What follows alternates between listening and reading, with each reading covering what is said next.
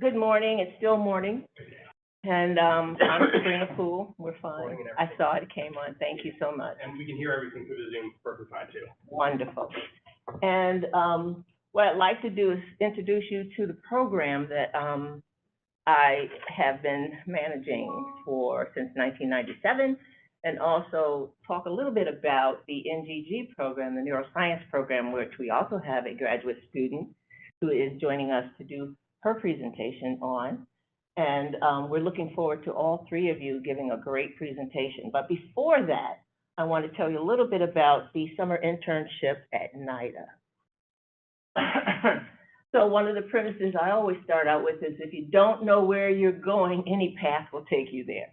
So we kind of want to say we know where we're going here at Penn so that we can boost the students up, both undergraduates and graduates. And of course, we'd like you to be in the behavioral science field, whether it's as an MD, a PhD, a PsyD, or whatever it is that you want to do, nursing, it doesn't matter. But take an interest in the behavioral health field. So just to let you know some acknowledgments, Aria Crump is now the director of the Office of Diversity and Disparities, which hosts the students that we have every year. And they're looking to attract a more diverse set of students, as well as they keep track of all the people who get grants, as well as in the diversity field too. So they want a lot more people to go for grants that are diversified in that area as well. So our mission here is to promote and support underrepresented scholars and researchers, or would-be scholars and researchers who are interested in the sciences. And we also want to make sure that they get funded to conduct the research for the things that we do. And we want to address the health disparities as well while we're doing it, which is what all of our research does. One of the things that I laugh at when I see this is, you know, I see some evidence of it, but I try not to see some evidence of it. And so we say, here's the facts. What conclusions can we draw from them? Or the creationist method is, here's the conclusion. What facts can we find to support it? I've seen some of that, but not a lot of it. And thank goodness that we look at what we get and we try to make it match what we were looking for if we can. So we've been doing this since 1997. About 80 or more students have attended the program and have gone on to be in the field in various aspects. 3 have gone on to medical school, and they're currently in practice right now, which is what we're very proud of that they did. At this time, we used to give the graduate, what is it, the graduate test, my mind is drawing a blank, the MCAT. We used to give the practice MCAT when we first started. And at that time, it was like $600. So you know how long ago that was, right? But we were able to get funding for it through the grant so that it was like the teaching a course. And the courses, one of the courses we picked was the MCAT. And because of that, a lot of students got really good grades when they actually took the test. Now we can't do that anymore. And for those of you who are going on, you know that MCATs are extremely expensive at this point, much more than $600. And it's very, very competitive. So others have either entered social work or have gone on to do policy work within health and medicine. We provide daily supervision through monitored activities. We secure dormitory housing accommodations. We're one of the few universities that still offered housing up until this year because that's also so expensive now. And it's an 8-week program, which started out at 10 weeks before in earlier days, that are supervised by principal investigators and staff. And boy, are we lucky that the principal investigators do take an interest in the students, because one of the things that we didn't want to happen is that our students come here and just do data, you know, enter data, and not really get involved in the research aspect of it. So we're really proud that Penn has pioneered that aspect of it. The expected outcomes, of course, is good research experience.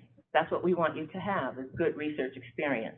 And we want to provide financial support for them to do that. So they get paid on a weekly basis. And we want opportunities to network and collaborate.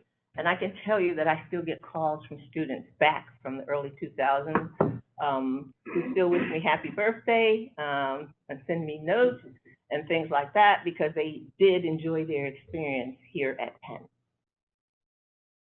Also, I want to bring up Dr. Kranzler. I'm not going to read all of this. If I'd known, I would have dressed for the occasion.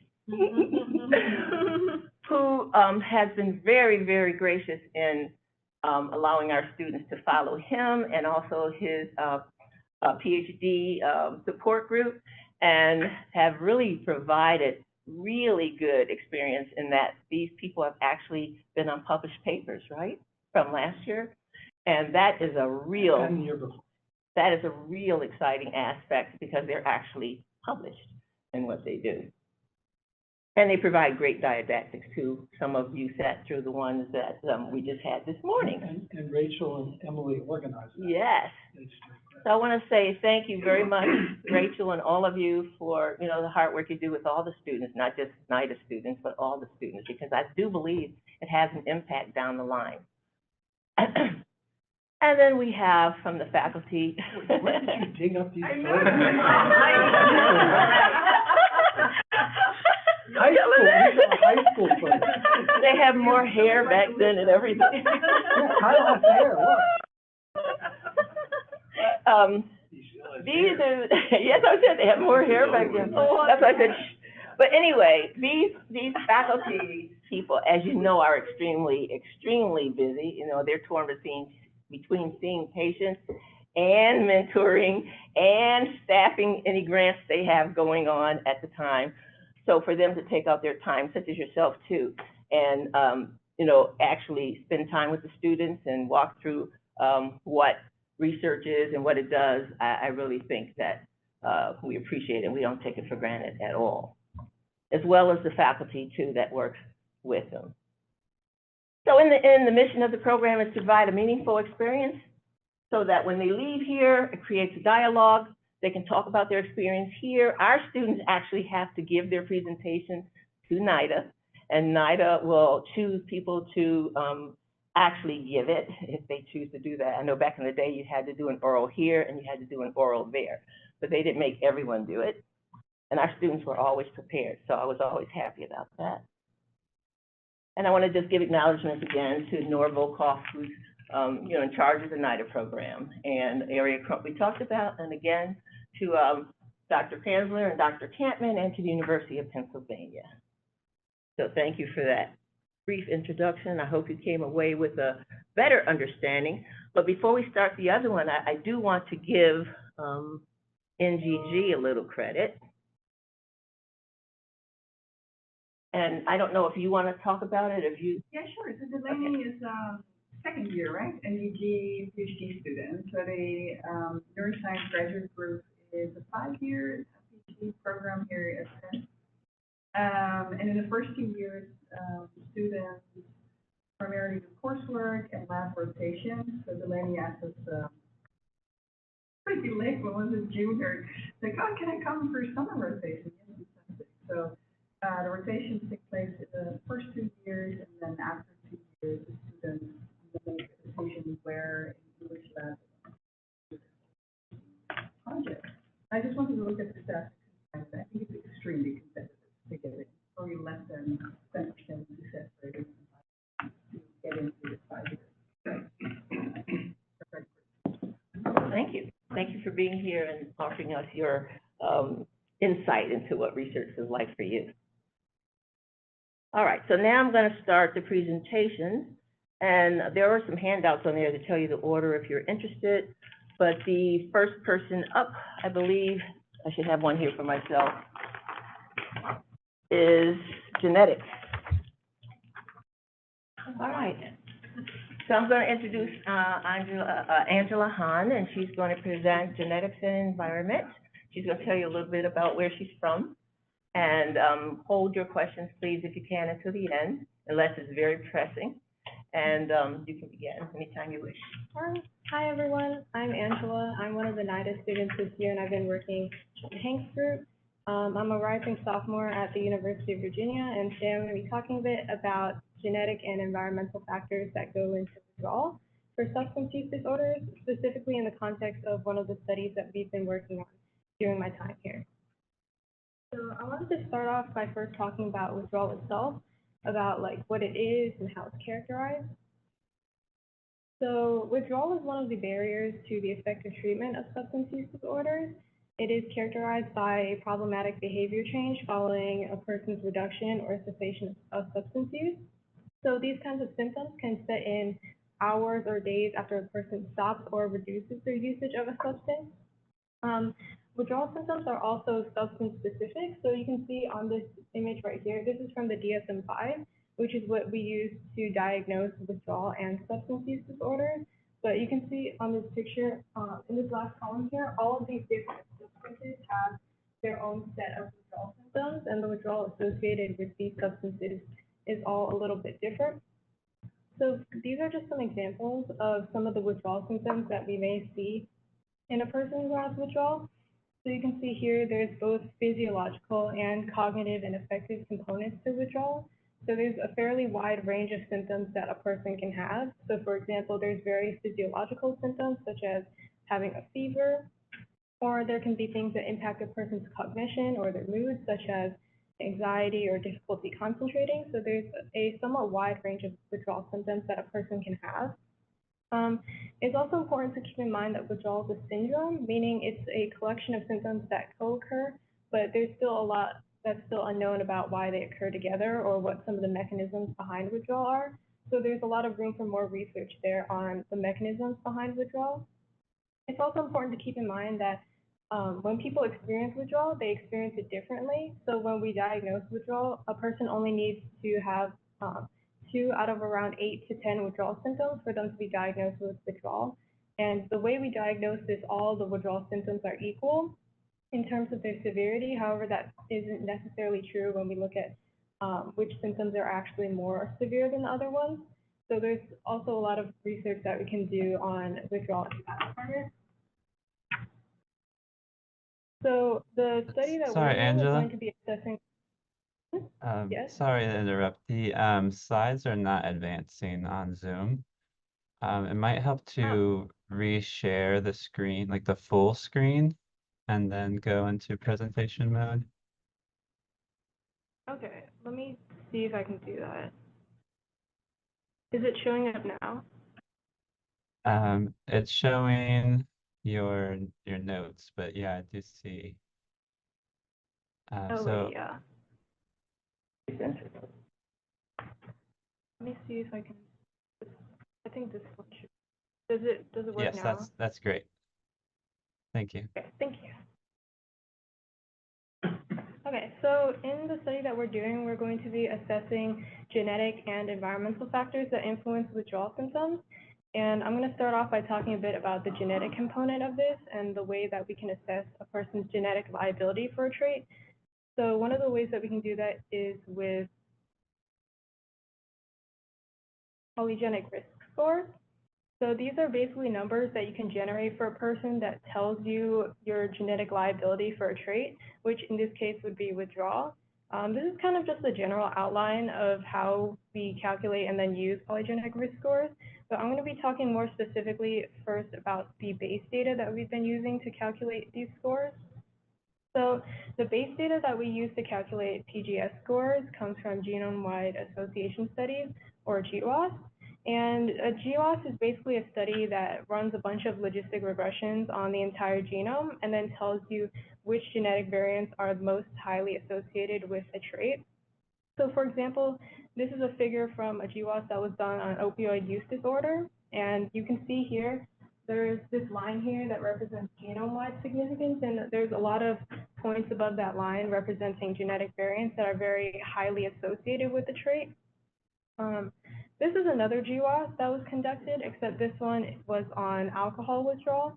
And you can see this red line is the one that they use to represent genome-wide significance, and there's a lot of genetic variants above that line that are very highly associated with alcohol withdrawal. So this kind of demonstrates that there is a genetic component to withdrawal that we're going to be assessing further in this study. So now that we've looked at the base data I wanted to zoom in on this top portion right here with the base data and the target data to kind of talk about what we used in this study. So the base data that we're using is GWAS summary statistics with Million Veteran Program data for 3 substances. So we're looking at alcohol, opioid, and tobacco use disorder. And the summary statistics from these for these 3 substances were applied and used on the Yale Penn cohort, which contains around 14,000 people at the moment. And these summary statistics were used to calculate polygenic risk scores for each individual in the Yale Penn sample. So using like the data from the GWAS, we can look at the effect sizes for different genetic variants, and we can look at, we can basically generate a number for each individual in the Yale Penn sample, telling them what their genetic liability is for alcohol, tobacco, and opioid use disorder. In the past, PGS has been demonstrated to be significantly correlated with opioid use disorder and opioid dependence. So this is a study that was done looking at PGS and also environmental factors. But you can see here that the PGS scores were very significantly associated with opioid dependence. So this can kind of demonstrate that PGS in the past has been shown to be a somewhat accurate measure of genetic liability for a trait. But while PGS is a factor that can assess genetic liability, it's also important to keep in mind that there are also other variables at play. So for example, in certain circumstances, the PGS score can be inflated or deflated. So for example, family environments have been investigated to be shown to represent both genetic and environmental components, which I'll talk about a bit more on the next slide. So this was a study that was done in the past on alcohol dependence, and what they found was that having first-degree family history of alcohol use was the most significantly correlated with alcohol use out of all the variables that they assessed. So you can see, like, out of those variables that were significant, having first-degree family history was the most significant, and they believe that this was because having family history of alcohol use can reflect both genetic and environmental components, because people within the family have very similar genetics, and they are also living in like a shared environment, so that kind of reflects both genetic and environmental factors, which is why in this study we want to consider both of these factors to give us a more comprehensive view of withdrawal. So now I want to talk a bit about environmental influence. For this study specifically, I'm going to be talking about adverse childhood events, which is what we assess. So environmental factors can indirectly influence substance dependence in many ways. This is a model that was generated for a study that was done last year on adverse childhood events, or the ACEs. And the model kind of shows how the ACEs can indirectly impact substance dependence through the onset of mood and anxiety disorders, which you can see is like this top circle up here. These are the environmental adverse childhood events, and this is substance dependence. But it was proposed that the adverse childhood events can indirectly influence substance dependence because people who experience these childhood events may be more susceptible to developing mood or anxiety disorders, and then this can lead to the onset of like substance dependence. So this kind of shows like the indirect effect that the ACEs can have on substance dependence. This is another figure from the same study, but it shows the different variables that we can assess when looking at the ACEs. So for example, some childhood events we could look at could be like witnessing violence in the household or witnessing drug use and smoking in the household. So these are some of the variables that we can assess when we're talking about adverse childhood events. The impact of environment on substance dependence has also been pretty substantially correlated with the onset of substance dependence. So for example, this was a study that was conducted with both environmental factors and genetic factors. So this is representing the environmental index, and then this is the different PGS scores that they calculated. And you can see that across all the substances, the environmental factor is significant, while it's not necessarily significant for all of the polygenic risk score factors. So you can see the environment has a pretty prevalent influence on substance dependence throughout all these substances that they evaluated. So now that you know a bit about like the background of what we're doing, I wanted to talk a bit about the hypotheses and methods that we use in our study. So our primary hypothesis was that the strength of association of PGS with withdrawal symptoms will vary across the substances. More specifically, we believed that opioids would have the greatest association with genetic liability, while alcohol would have the least association, with tobacco in the middle.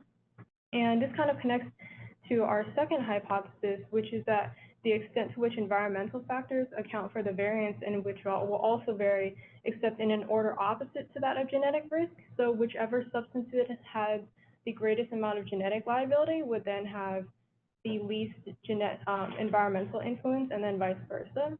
So for this hypothesis, we predicted that alcohol would have the greatest association with environmental influence, and opioids would have the least association. So we've currently calculated the polygenic risk scores for each individual in the Yale Penn sample, and we are working on running regressions on the genetic, environmental, and withdrawal factors to see the relationships between these variables. Another thing that we've looked at using is item response theory, which is a way in which you can basically generate a curve that can show you the probability that someone will endorse a trait. You can account for genetic and environmental components with this, but you can basically look at how difficult it is for someone to endorse a trait, and also how well a trait discriminates between individuals on the higher or lower ends of the spectrum. So for example, with withdrawal, we can essentially create like a ranking or a scale for how severe withdrawal symptoms are based on how difficult it is for someone to endorse these symptoms. So for example, if it's very difficult for someone to endorse a symptom, then that symptom could be an indicator of more severe withdrawal. So this is one of the applications of item response theory, by basically creating this kind of ranking of withdrawal symptoms, since even though they're all categorized as equal when we diagnose withdrawal, some symptoms may be more severe than others. So I'll show you a bit of the examples for what we've done with item response theory right here in the results. So with item response theory, we've looked at tobacco for this model, but this is kind of a graph that I generated showing the way that you can rank these tobacco withdrawal symptoms based on how difficult it is for someone to endorse them. So for example, a symptom such as heart rate slowing down is much more difficult for someone to have compared to a symptom such as irritability and anger or restlessness. So it's much easier for a person to endorse symptoms such as restlessness compared to having their heart slow down. And this is important to keep in mind when we're looking at treatment, because if you see that someone has a more severe withdrawal symptom, then they may need more treatments for their withdrawal severity. So for example, if a person endorses a symptom such as a depressed mood or heart slowing down, then you may want to consider, for example, using like nicotine replacement therapies for them, or just more severe treatment for their withdrawal. So this is just one of the applications that for item response theory that we've done with our analysis on tobacco withdrawal. We also have results from the regressions that we run on the different variables to look at the impact of environmental and genetic factors.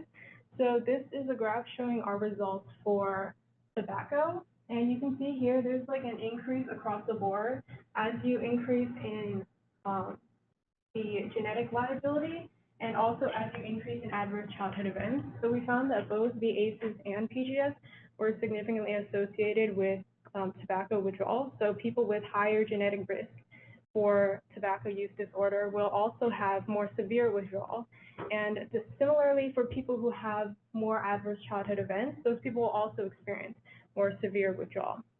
And we also identified for tobacco, we identified a gene and environment interaction.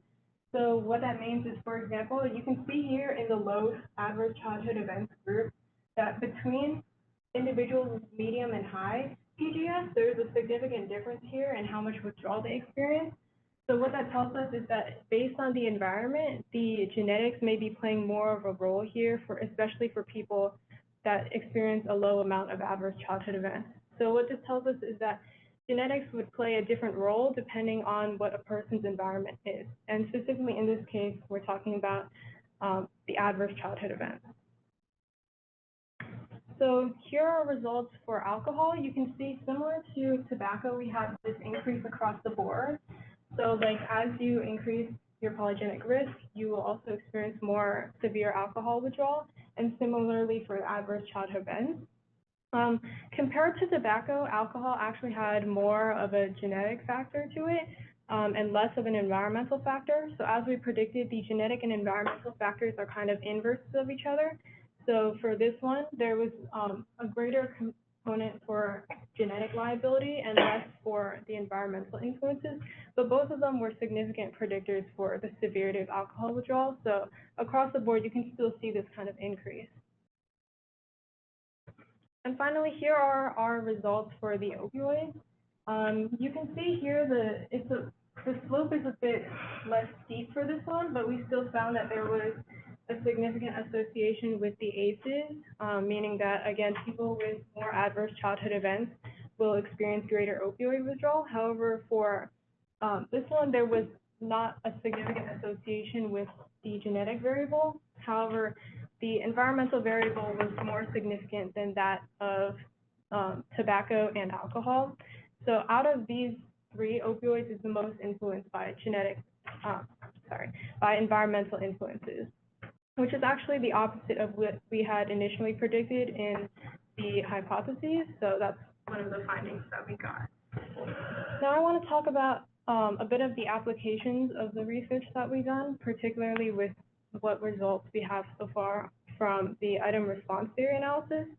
So I want to go back to this graph I made again. So you can see here we generated like a scale of symptom severity for tobacco use disorder. And one of the ways that this withdrawal research can be applied is in creating more targeted interventions against withdrawal. So if we know that people, for example, if we know that people have a higher genetic liability, then they're more likely to have more severe withdrawal. So those people might benefit a bit more from medications that reduce withdrawal severity. Or for example, if we know that a person endorses a symptom that represents very severe withdrawal, then those people might also benefit more from these kinds of treatments for withdrawal severity. For example, these people that endorse very severe symptoms might benefit more from like nicotine replacement medicines. So those are just some of the treatment applications for this kinds of research. Another thing I wanted to talk a bit about is that there's more that could be done with the clinical applications of polygenic risk scores. So this is data from a study that was done on PGS. So specifically in this study, they basically gave participants like a hypothetical polygenic risk score to show them like how much liability they have for alcohol use. And especially for the individuals who were given above average polygenic risk scores, they demonstrated that a majority of these people, after receiving these scores, they demonstrated that they had the intention to decrease their drinking after they received the score, because they found out that they were more genetically liable than the average person for this trait. So this is kind of like food for thought, something that could be applied more in the future in a clinical setting, but of course there still needs to be more research done on how we could apply polygenic risk in the future in these kinds of clinical settings. And finally, I wanted to talk a bit about some of the limitations that we have on this kinds of research, since it's important to consider like what we could look into more or what kinds of limitations we have. So first, I wanted to talk a bit about how our research doesn't account for any like epigenetic factors. So you can see on this diagram here, we have genetics, environmental, and epigenetic factors. But this kinds of research doesn't account for any like gene regulation or gene like methylation or acetylation. Those kinds of factors can't be accounted for with polygenic risk scores because PGS is calculated with the actual DNA sequence that a person has. So any sort of DNA regulation that was done outside of the actual sequence of DNA, we can't really account for that with PGS. So there's also factors outside of genetics and environment that could definitely be accounted for in future studies. And one more thing that I wanted to mention is that there's a lot more environmental factors outside of the ACEs that we can't consider in this study, simply because we don't have the data for it. But in the past, there's been a lot of research done on peer substance use, for example, is like a big thing for tobacco use. And this is a study that was done on alcohol, which demonstrated a relationship between peer substance use and parental knowledge and alcohol use. So there's a lot of environmental factors outside of the ACEs that we should definitely account for in the future, but we just can't do it with the data that we have currently. And finally, just for some final conclusions that we got from this kind of research, we found that individuals who experience more ACEs have more severe withdrawal across the 3 substances that we looked at. We also found that individuals with higher genetic liability for TUD and AUD have more severe withdrawal. We found that withdrawal symptoms are not equally severe, and difficulty endorsing these symptoms can be ranked, which is what I showed you guys with the tobacco withdrawal symptoms, and that treatment can be geared towards the individual based on withdrawal severity, genetic, and environmental risks. So these are some of the treatment applications for this kind of research. So I think that overall this was a step in the right direction for withdrawal research. Thanks for listening. If you have any questions.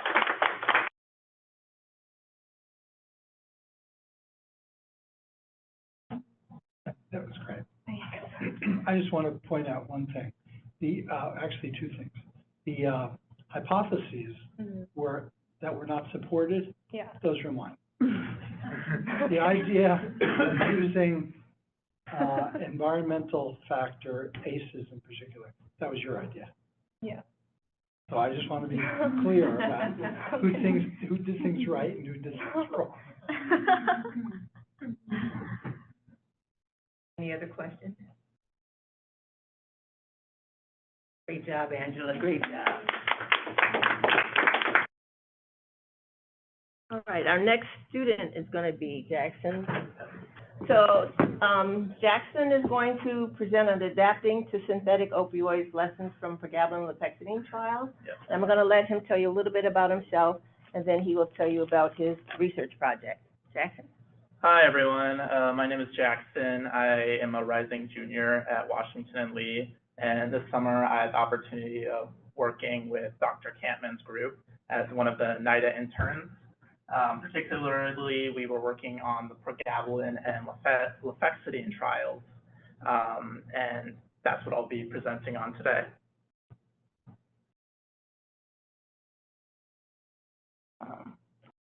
There we go. Great. So I just want to start with a background of the opioid crisis. I'm sure a lot of you are familiar, but let's just go into this on the same page. So starting, really the crisis was like a mass overprescription of like pain relievers, opioids by the U.S. medical system.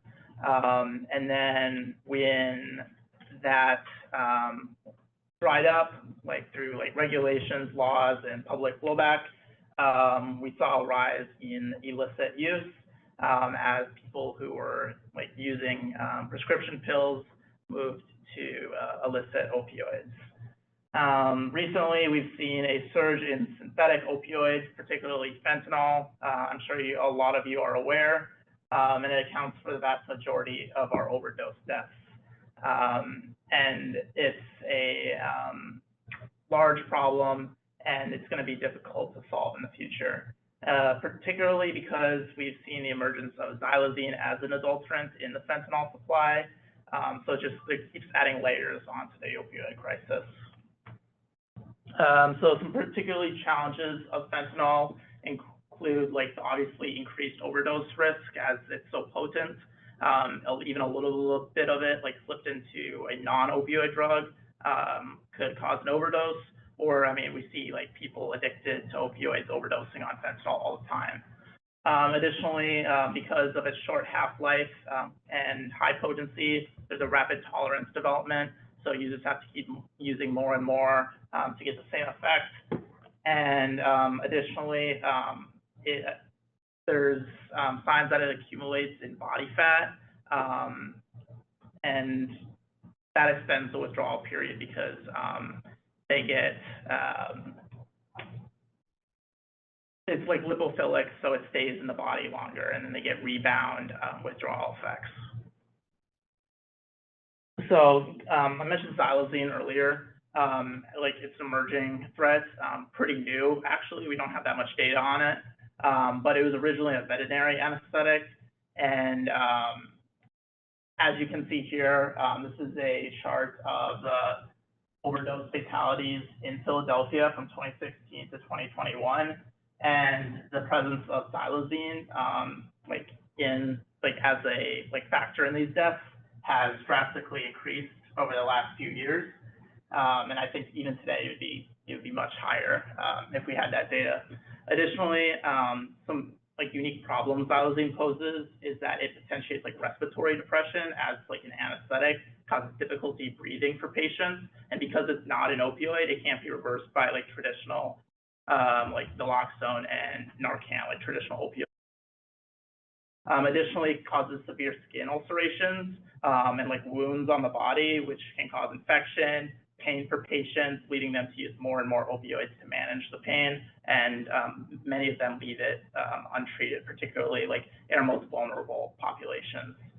Additionally, there's some evidence that it prolongs withdrawal even past the already prolonged withdrawal of fentanyl itself, just kind of compounding the problems.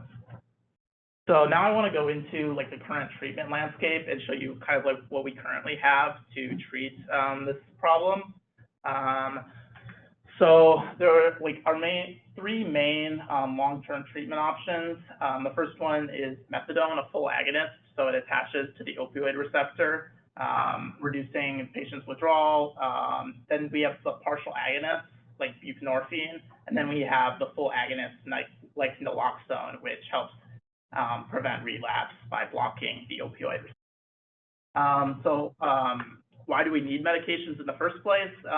Well, it's essentially that if you release someone who's detoxed without medication, they're probably going to relapse, and the rate at which they overdose is significantly higher than if they're on one of these treatments.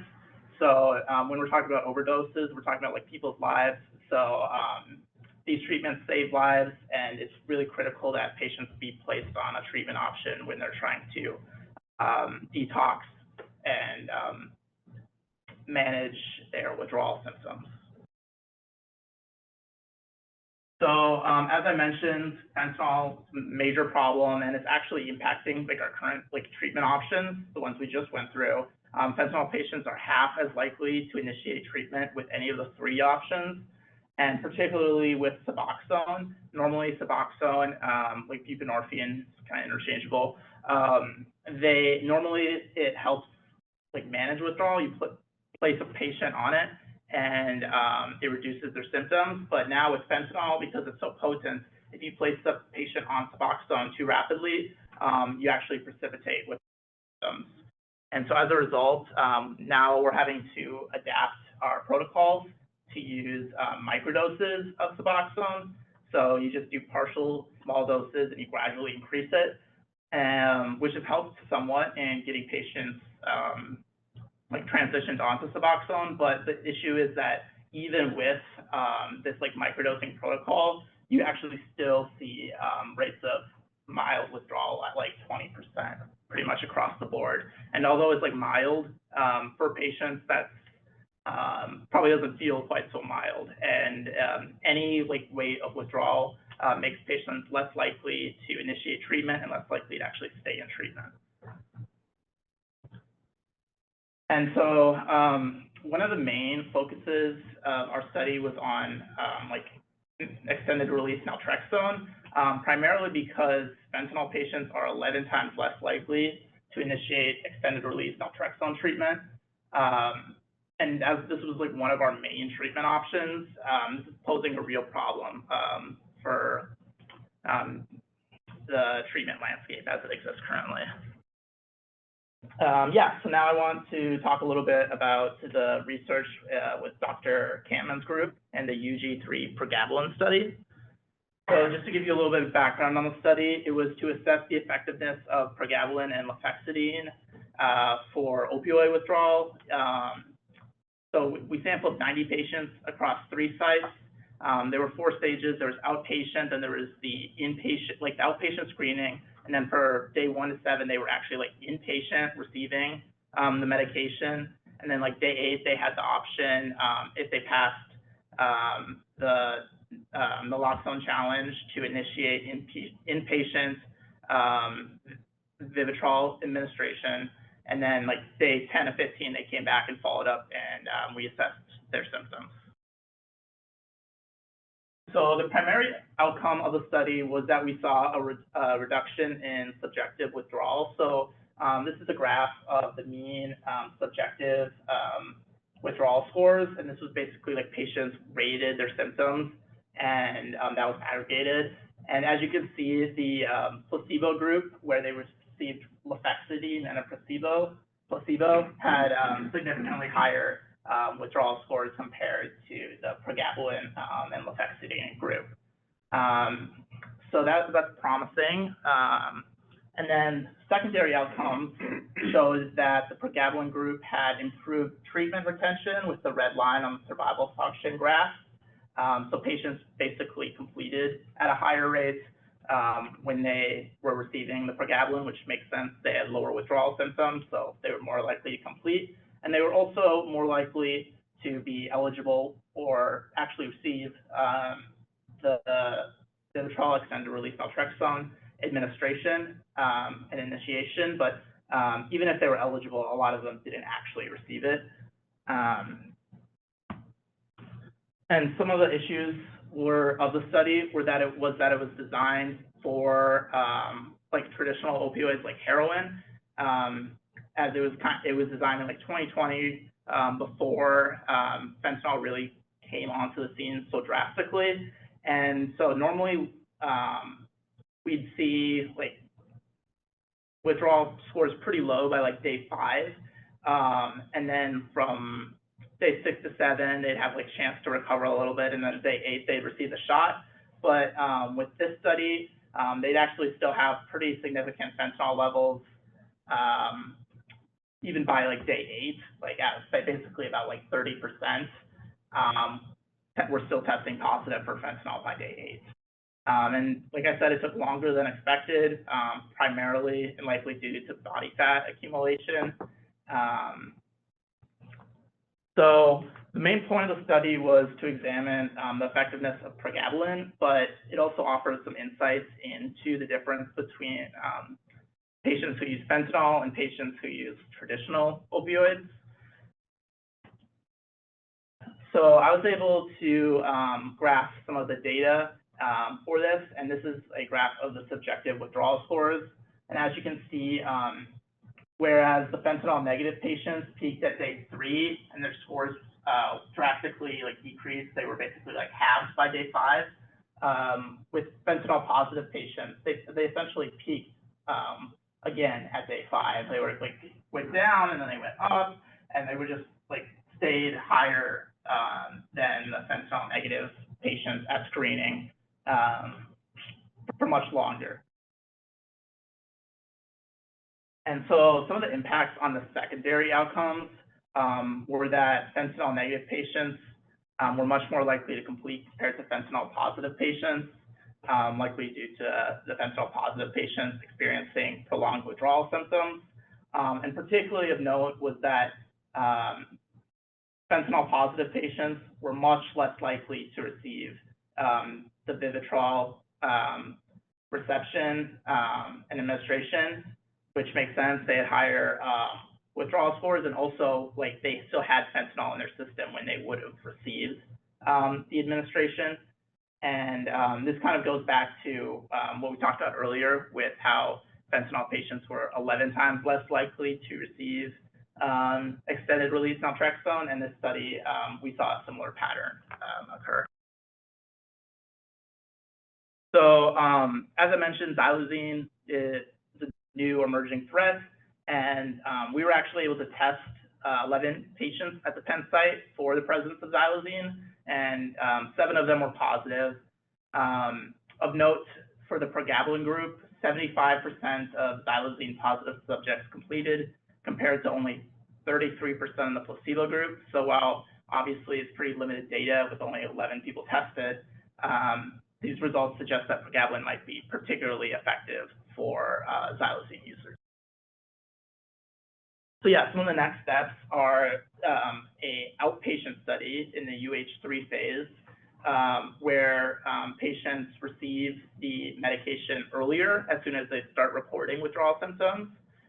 Additionally, they are exposed to the medication longer, up to day 10. They're like, from day 8 to 10, they're bringing down the medication, like slowly tapering it, whereas before they would completely off of it. This time they're actually like still on it essentially when they receive the Vivitrol. And additionally, more flexible timing of the Vivitrol administration relative to like their fentanyl levels, and just like being an outpatient study, it reduces some of like the subject burden of staying in an inpatient setting. So some of the implications for clinical practice of the study, it really suggests we need extended withdrawal management strategies to deal with the fentanyl crisis. And the positive results of the study suggest that pregabalin and lofexidine is a promising non-opioid approach for short-term detoxification before they're placed on a long-term treatment option. Additionally, the issues getting people on Vivitrol suggest the need for more flexible extended release naltrexone initiation compared to in the past. Some potential future research directions include optimizing dosing and duration strategies for fentanyl users, more long-term studies into like the rates at which they actually like sustain abstinence, and then more xylazine-specific strategies, as well as integration of these approaches into like our current treatment systems, as well as looking at how we can most effectively do this with like the money we have and the political constraints. So my conclusions are that pregabalin reduces detox withdrawal symptoms, fentanyl reduces the rate at which patients receive Vivitrol, and I think this whole study calls for continued research and innovation in the addiction treatment area. Does anyone have any questions? Yeah. So the pregabalin increased the likelihood that people got extended release naltrexone. Yeah. Is that because their naloxone challenge was negative and it enabled them to get extended release, or was it simply a choice on their part? We covered that with overall eligibility, so it included them getting to the point of being able to take the shot, but choosing to do like Suboxone treatment or something else. So it's that, but it is both. It encompasses all of it. Yeah. Yeah, they're probably just like more likely to even get to that point and like stay in treatment. Yeah. Can I just make a comment that the idea for this study came from Russia? It's not a popular collaboration now, but there was a 30-year period when Gorbachev was in charge where there was a lot of collaboration possible. And in one of the collaborations we did, the principal investigator over there in St. Petersburg is very good. He noticed that the patients were coming into their detox programs. Pregabalin wasn't a controlled substance. You could just buy it like you buy Tylenol. And the drug addicts found that the pregabalin would reduce withdrawal, and they could also get high on it. So they were seeing patients who were using it to reduce withdrawal. So he said, well, why don't we do a little study randomizing the clonidine, which is what they typically use for detoxing, for pregabalin, and the pregabalin patients did better. That was the genesis for this study. So it's interesting sort of anecdote. I'd like to throw that one in. Yeah. And you actually answered the question I had earlier already, but just something, one of the people that Jackson followed time here for the UH3 study as well, we just finished up with him. He's a great example of this extended fentanyl effect and rebound stuff. We couldn't include it because we literally finished right up into the wire of the presentation with this person, but when we were watching his fentanyl levels last Monday, he was down to a 3. That persisted at a 1 for an entire week. We couldn't get him to fully test clear all the way up until the challenge. Dr. Woody had to administer the challenge with him still being positive, just very, very low. Yeah, it's very. But this was These are urine levels or blood levels? urine level. We're still 3 nanograms per Still liter. was tested positive, but it's very, I think we had this very sensitive. So it was leaching out of the fat. Yeah, and we haven't, we don't include this yet, but another thing he noticed as well was we're seeing a consistent rebound in that day 3 to 5 period. We're seeing their levels jump back up day 5 almost always. It's like 30 nanograms. Yeah, very good. And is it similar to blood levels then? We aren't doing blood levels for this study. I don't think it's been part of the costs for us to be able to do it. Okay. There's no data to support that yet. Yeah. Very interesting to look at those. Yes? In PhD, of course, it was because it measures a different metabolite. It stays in urine so much longer than in blood. Well, everything stays in urine longer, because Yeah. it's pooled. We found that it does affect the patient receiving the naloxone challenge and Vivitrol, though, because we've had several patients get really sick when we thought their levels were very, very, very low, even in the urine, and it wasn't blowing up. But it suggests it's still there in blood. Yes. Well, thank you. Great, thank you. Anyway. Okay, hi, I'm Delaney. I'm a rising second year in NGG, and I'm going to be telling you about a project I've been working on for the last 3 or so weeks under the mentorship of Dr. Corinne Weers and Dr. Zhenhao Shi. And it's titled Effects of Non-Fatal Opioid Overdose on Brain Volumetric Measures in Patients with Opioid Use Disorder. Sorry, we are seeing the presenter mode. Oh, God. Okay. Angela. It shows how quickly Delaney learns. Okay, is it good now? Yep. You see, Thank you. can't leave that.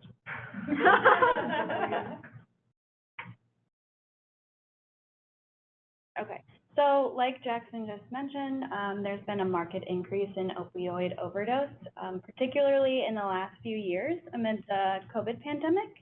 However, it's very important to note that a large percentage of these overdoses, if treated in a hospital setting, are not fatal. So it really made us wonder, what is going on in the brain during these events? So studies, post-mortem studies have provided evidence that there's increased levels of tau in the brain of heroin users, and tau proteins are associated with neurodegenerative diseases. So the presence of them suggests that opioid use may be accelerating or contributing to neurodegenerative processes. And these studies also showed increases in neuropill threads and neurofibrillary tangles, which are indicative of tau pathology. There are also case studies showing hippocampal damage after fentanyl overdose. And here we're looking at a patient that is suffering from amnesic syndrome after having a lack of blood flow due to overdose. So this is linking overdose with structural changes in the brain.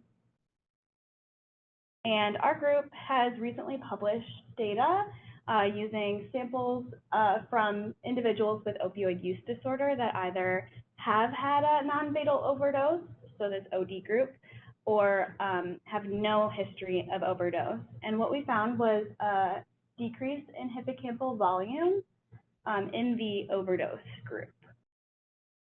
So we wanted to further investigate these results, and to do that, we designed a study to explore the hippocampal subregions in these same individuals that have opioid use disorder and that either have or have not had an overdose. And in the second study, we're comparing brain volumes again, but also levels of tau, and this is in newly recruited participants. So we hypothesize that participants with a history of overdose will have greater volume loss compared to those without a history of overdose. We expect the same in the second study and also increased levels of tau compared to non-overdose. And this cohort of individuals, or this group of individuals also has a healthy control cohort as well. So to test these hypotheses, we use two methods on patient MRI scans. So the first one is voxel-based morphometry. And this measures gray matter volume across the entire brain, voxel-wise, and this is what that looks like. I'm showing a whole brain gray matter volume map, and so VBM measures the difference in concentrations of brain tissue. So the brighter the voxel, the greater the volume in that area. And this is a really common technique that's used for assessing structural changes in the brain. We also used automatic segmentation of hippocampal subfields, or ASHs. This also measures gray matter volume, but it's not the whole brain. It's segmentations of the hippocampus, and that's what this looks like. And this is a lot less common. It's more specific to hippocampal research, like Alzheimer's studies, which is why we collaborated with Sandy Das in the Alzheimer's group in neurology to employ this method. And here I'm showing a 3D rendering of what the ASHs output looks like. And above it is an example from an actual subject from one of our studies, where we can see the different subregions. So here I have color-coded the different regions that we measured. So here's the anterior hippocampus, which turns into posterior hippocampus. And pink is the parahippocampal gyrus. Light green right here is entorhinal cortex, and broadening these areas 35 and 36. Here I'm showing the demographics for the first study. We have 17 participants in the overdose group and 32 in the non-overdose group, and they're pretty well sex and age matched. And again, just showing you the results from the VBM analysis, showing that there's a reduction in hippocampal volume in the overdose group compared to non-overdose group. And then with the results of the ASHs analysis, the first thing we did was try to validate the data by looking at intracranial volumes against age. And we do see that there's a negative correlation, which is to be expected. I also compared the intracranial volumes that were calculated from ASHs to the total intracranial volume that was calculated from the VBM. And they're very highly correlated, so we felt confident in moving forward with the analysis of this data. However, to our surprise, there were no major differences between the groups when we performed the ASHs analysis using the same data set that was used for VBM, unfortunately. And this is the raw data that's not collected or corrected for age, sex, or intracranial volume. But even when we looked at individual subregions, the OD group didn't have any decreased brain volume compared to NOD in any of the areas that we looked at. And this is the left hemisphere as well as the right hemisphere. So moving on to study 2, this one focuses on PET imaging to assess tau deposition. We also use structural MRI to measure gray matter volume, as well as functional MRI for episodic memory performance. And again, this was performed on 3 groups, those with opioid use disorder who either do or do not have a history of overdose, and healthy controls. And here are the demographics for this study. Take note that there is much less participants compared to the first study, and there's a big difference in the amount of females, particularly in the non-overdose group, and there's quite an age difference in the overdose group compared to the other 2. So the first thing we did was validate the data again by checking intracranial volume and hippocampal volume against age, and we see they're negatively correlated as we expected. And the only finding that was in the directionality that we expected was in the left hippocampus, where we saw a trend of lower volume in the overdose group. But the only significant findings were in the opposite directions that we expected. So the healthy controls had decreased volume in the left entorhinal cortex and the left Brodmann's area 35. And even after controlling for age, we still see a significant effect in the ERC, which is now statistically significant from the OD group as well, and a close to significant effect in BR35. Again, this is the raw data from all the other subregions in the left hemisphere and the right. So in summary, we saw low hippocampal volume in the overdose group compared to non-overdose group using VBM, which was not replicated with ASHES. And in the second study, we found no group differences except for the healthy controls having like slightly less volume in ERC and BR35. So in understanding these results, we should take note that it's very small sample sizes and the demographic variables are not matched between the samples, particularly in study 2. And that there's a discrepancy between the VBM and ASHES analysis. And after talking with Dr. Doss, he let me know that every segmentation protocol is different, so you're not measuring the same exact anatomy with the two methods, so that could be a reason why we're seeing a discrepancy there. And there also could be an issue with the quality of the segmentation, so that's something that we could look into in the future. Future directions, we're going to analyze the functional MRI data and the tau results. Hopefully we see differences there. We would like to increase the sample size and try to match demographics, and then quality check the segmentation results of the individual MRI scans. So with that, I would like to thank my mentors, Dr. Corinne and Dr. Jen Hao, and our funding source as well, and I will take any questions.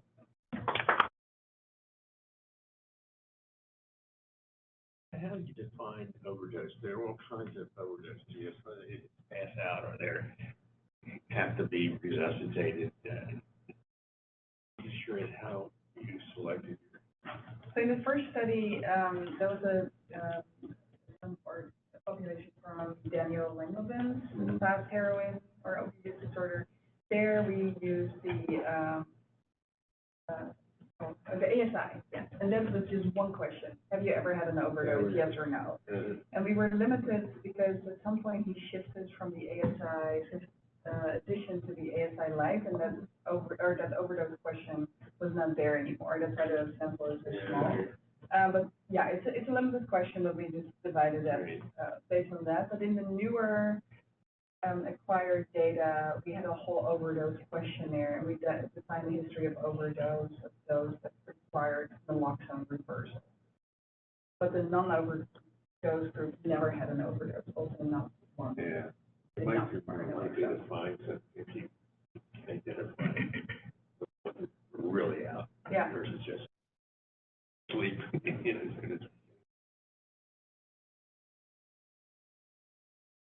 Okay.